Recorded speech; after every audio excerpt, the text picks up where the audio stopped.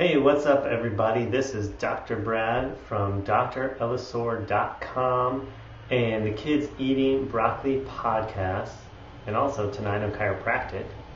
And I wanted to talk about why the ADHD epidemic that we're currently in the midst of makes perfect sense. And it might not be what you think. So I've been doing a lot of work and a lot of research into ADHD and into the dietary aspects of it, because what I really want to be able to do with the Kids Eating Broccoli podcast and with my different projects that I'm working on is I want to be able to help parents and families really make a big difference in their health. And not only their health, because health is just part of the deal, but the reason for it is I want them to be able to make a difference in the potential, the future potential, the life potential for themselves and their kids and their families. And what is going on with this ADHD epidemic is that kids are being diagnosed and then they're being medicated. And there's a whole host of problems that come with the medication.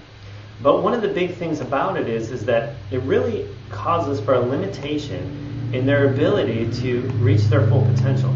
And so what I mean is, when you're on any kind of brain-altering medication, it's going to affect your ability to really access and, share your brilliance, your unique brilliance into the world.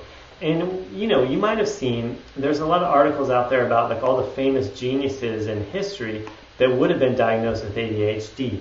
Albert Einstein being the most famous one. I mean, you might have heard the thing about him. He failed math in grade school and so on and so forth. But, had he been diagnosed and had he been told he was disordered and then consequently medicated to get on the straight and narrow, we may be in a whole different place as a culture. We maybe never would have had the theory of relativity. Or when somebody says Einstein or Albert Einstein, you might not even have thought about someone being a genius. So here's the thing. It totally makes sense that this has become an epidemic.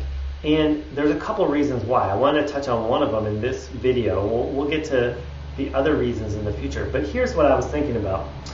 And if we happen to have a culture that valued physical prowess, like maybe we were one of those ancient cultures that fought a lot of wars, like the Romans or somebody like that, and that was our main thing in all of our schooling and education and all that was really around creating physical warriors, physical fighters and so forth, we would be in a completely different way. And there would be no ADHD. There would be some other disorder of people who were skinny and not athletic.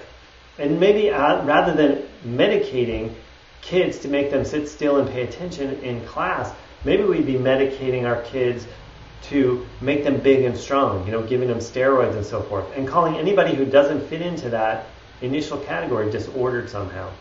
And really you could look at ADD, ADHD, all of this stuff as a symptom of us as a culture creating a picture, a box of what we consider ideal and / normal.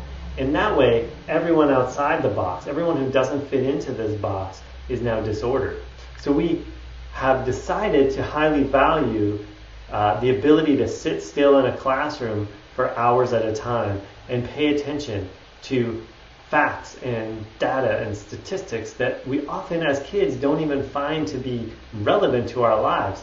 And so because a lot of kids can't fit into that box, they get labeled as this disordered person.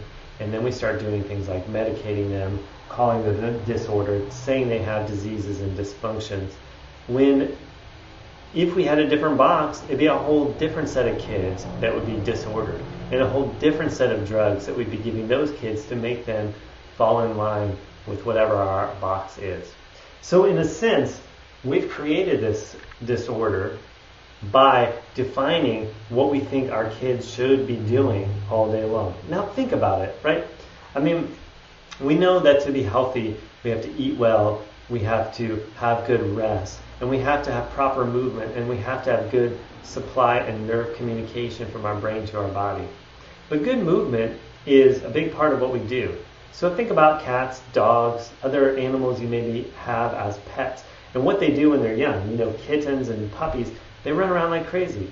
And they're practicing for being adults. And so the same thing with our kids. To ask a kid to sit in a chair, sitting, first of all, is totally unnatural as humans.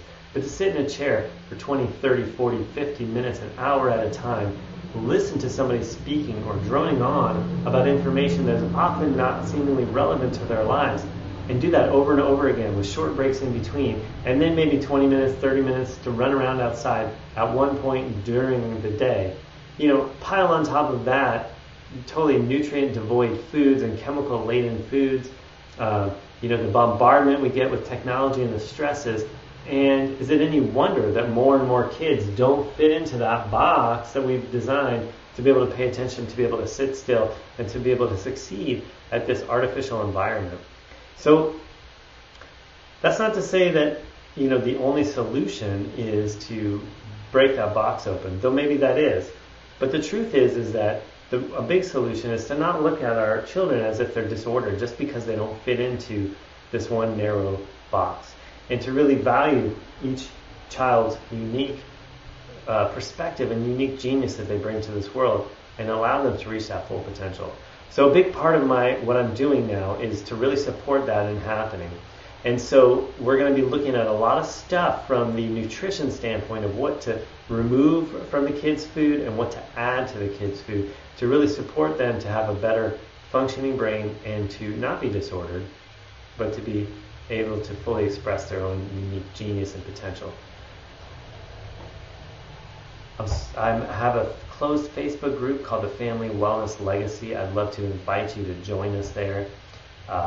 You just go to Family Wellness Legacy on Facebook and apply to join the group, and I'll let you in. We share a lot of stuff in there, a lot of trainings, a lot of information, a lot of great conversation back and forth with other families and other parents and other concerned people who are wanting to help create a legacy of wellness for our future generations. So check it out, Family Wellness Legacy Facebook group. All right, you guys take care. Till next time, this is Dr. Brad from drellisor.com and the Kids Eating Broccoli podcast. To your good health and your family's health. We'll see you on the next time.